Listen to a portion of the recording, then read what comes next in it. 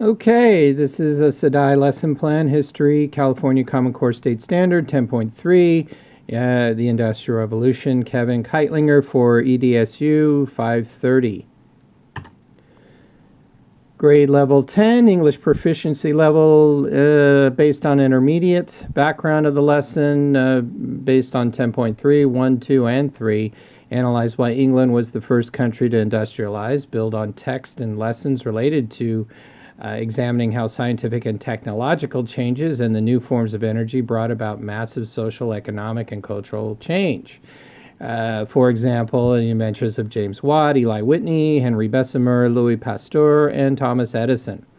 The main focus of the lesson is on CCSS 10.3. Students analyze the effects of the Industrial Revolution in England, France, Germany, Japan, and the United States.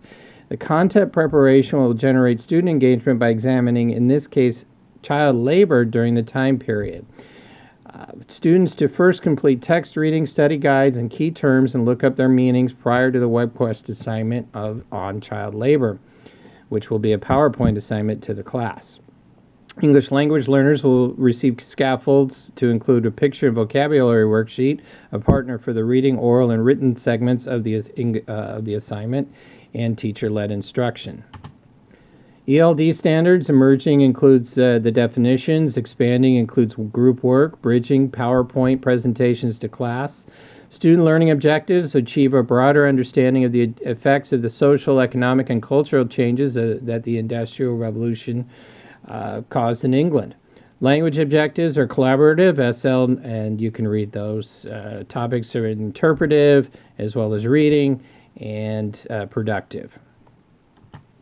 Worksheets for guided research and discussion, content and vocabulary concepts. Student work in pairs to complete definitions for key terms. As an example, the key terms would include factors of production, canal, child labor, mass production, division of labor, urbanization, mechanization, and resource exploitation. The rationale being ELLs to work with other levels of ELLs to learn word pronunciations and meanings in class.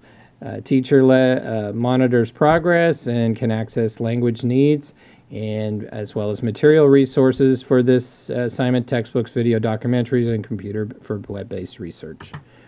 Instructional phase into rationale. Starting with a question, what was it like to grow up in England during the Industrial Revolution? What shaped their lives? How would you describe what it was like for families back then?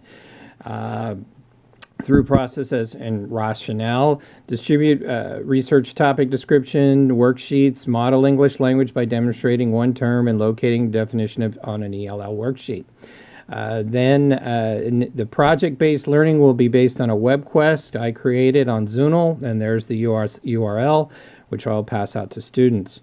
Beyond, students then conduct a discussion of ideas and research, student-led inquiry on the Industrial Revolution to identify, understand, and present material that relate to child labor during the period. Formative assessments, oral questioning by the teachers, students with their partners, questioning each other on the meanings of the words and the definitions, monitoring by the teacher, and checking for both EDT and standards for CCSS subject matter progress. Sample worksheet. For instance, in this case, I went with the names of the inventors with a scrambled letters of the actual invention, just as a sample.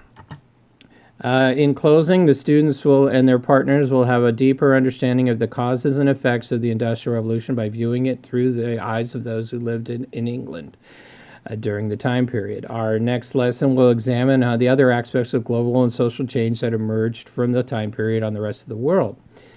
This lesson includes reading textbooks, writing worksheets, listening, processing teacher discussions, instruction, student input, audio accounts, and video content interpretation.